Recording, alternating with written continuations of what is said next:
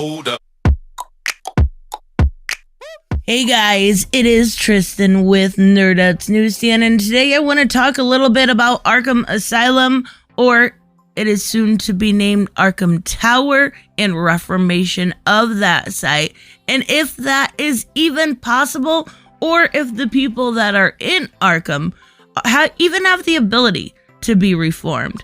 Is there any reformation for the mentally ill? And the reason why I want to talk about this is because we had the Detective Comics annual just come out, and it was quite interesting. I would say it was pretty well crafted. It got two main points across. One about the reformation of the mentally ill, and then also about the original reason Bruce decided not to kill.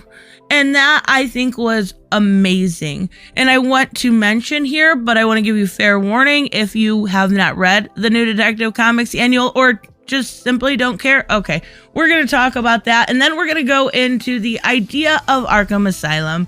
And is it possible for the people within it to be reformed? Or why is it sometimes they come out crazier? In the case of people like the Great White Shark in Arkham Asylum Living Hell, he was a completely sane businessman that really fucked over some people. Yeah, but he came out insane. So let's talk a little bit first as to the new reason, or newest reason, why Batman has decided not to kill. And that has the most to do with his father, Thomas Wayne, who was, of course, a doctor. And I am going to show you and go through this panel here, because initially we see the first death that Bruce ever witnessed, or the first idea of death, and the Hippocratic Oath, which his father took. And I'm only mentioning this because I love this. Now, this was written by Mariko Tamaki and Matthew Rosenberg. And they did a really good job of giving us this idea that was planted into Bruce's head early on. Not only the Hippocratic Oath of do no harm, but I don't choose who I save. That's not how this works, right? I save the victim in front of me, even if they are a bad person. I took that oath and I chose to save life and not do harm. And I thought that was a really cool tidbit I wanted to add. I love how they did that. So let's talk a little bit about Arkham Asylum. It is one of the best side characters in Batman comics, right? I love when we get to actually dive into it a little bit more, like we are with Arkham City Order of the World. Amazing title that does not get enough love. It is so good. But what I want to talk about is the people that are sent there on a general basis are critically insane. Now, in comics, with Arkham Asylum being kind of a in and out mart, right? They go in, maybe Bruce punches them a couple times before, so the city has a little bit of time to get over stuff like the Joker War, and then they get back out. That is the status quo that we come to grow and expect from comics. But right now, the other narrative that was in Detective Comics was very much so about mental health and about reform and being reformed for that kind of health services within Arkham that they don't really have. But that if they, obviously, if they were real people, they would need. They are put into a place that is very similar to a hellscape. And what can they do to change that when Arkham Tower is resurrected? It's a hard question because we're not talking about real life here. We are talking about fiction. So how can you address mental health and sort of prison reform within a book like this? It is an extremely hard topic. It is doable, I think, much more doable than stuff we've talked about in the past, like climate change. But it is very hard. Now, we do see a lot within the comic about them talking about this. We see, the wonderful Lucius, what he has become. But they're trying to make us understand that not only Does Arkham give basically a kind of, it makes people in Gotham feel better because they know they're put behind bars, but you also have to look at it from the prisoner's point of view, right? They should not be going and being committed to hell. Now, we also get a lot of dialogue between Batman and between Dick. And basically, Dick's saying that this isn't working. What we're doing, putting them in boxes for years, the revolving doors of Arkham, the mask escapes at Blackgate, this isn't working. Something is wrong. We need to do better. And that's a very valid point. What they're showing us is a constant circular storytelling. Now we go on and we actually see a bit of pushback from the cops, basically saying, yeah, he'll get the help he needs in Blackgate. You catch my drift. And Dick pushes back against, like, you know, that's not how these things should be. Now, I don't know how far they're going to go with this. I'm hoping it's not too far because I don't want to see a whole story about prison reform, even though, let's talk in real life. Yeah, prison reform needs done, and it needs done badly, and it needs done years ago.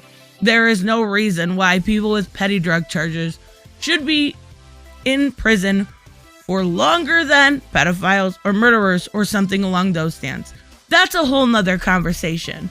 But when it comes to Arkham, how do you take something like this and not make it a revolving door in storytelling? The only thing I can think of is in the past we have seen different things like Maxie Zeus actually be healed, Cluemaster actually be healed. If you remember, in some instances, we saw a character of Kite Man be kind of framed as insane. And then, come now, Kite Man is more of like a little bit of an anti-hero. He's more along the lines of Poison Ivy. Even in Tom King's run, he was actually pretty much reformed, right?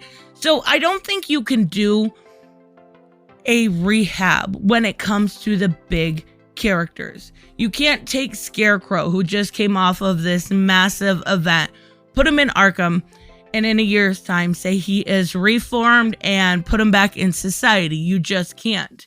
Even if they are treated for their illness, they still have a debt to society for the injustices that they had.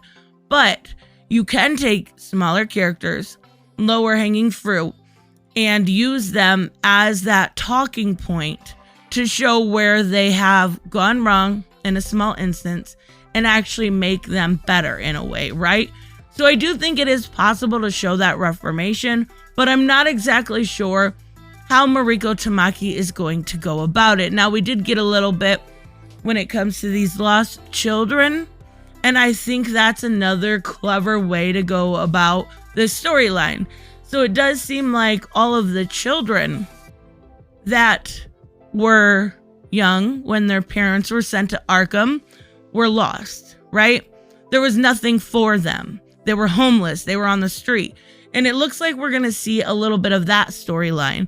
And I actually think that's a really good idea. What about the ones that fell through the cracks? The ones that the systems didn't catch? The ones that the systems left behind, right? I think that's a really great way to go about this as a whole. Now, we do see at the end of the annual, Bruce talking, and he's talking to Dick, and he said, you reminded me of something people tried to teach me a long time ago. We don't choose who we help. We do all we can, and we hope that's enough. And he's talking again, bringing it back to that point in the beginning with his dad, talking about the Hippocratic Oath. We don't choose who we help, and we help because that's what we choose to do. Even if they are a bad person, we're not just going to let them die. And I do think that's a really great point to bring it back and kind of make it whole. And I am curious how they're going to explore this. There is a lot of ways they can explore this. I think the children are a very smart way.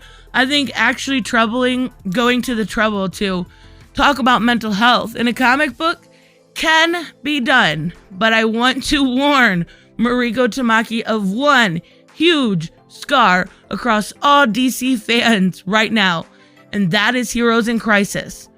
Do not get anywhere near what we saw with that, and you should be fine. Like, that was so bad. A lot of it's been retconned, and it was widely hated amongst fans. And I actually enjoyed the first couple issues, but that's besides the point. When it comes to Arkham, can you make it non-revolving door? Can you make it a place for actual mental health and put people in there that deserve to be in there?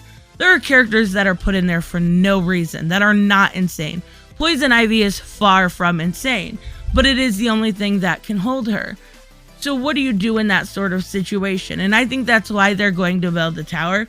And actually, in a lot of Elseworld stories, when you see, I think it was Earth 2, I want to say, Bruce, he completely tore down Arkham and had them like in a cryostasis thing and then shot Joker, right? We've seen this done before where Arkham is a huge problem, and the only way to get rid of the problem is to get rid of Arkham and get rid of the people that belong in it. But now we're seeing the exact opposite of that, and we're seeing them want to heal them. So how do you do that in comics? I think that's a really poignant question to pass off to you guys. What do you think? Let me know. I will see you in the next one. Bye-bye.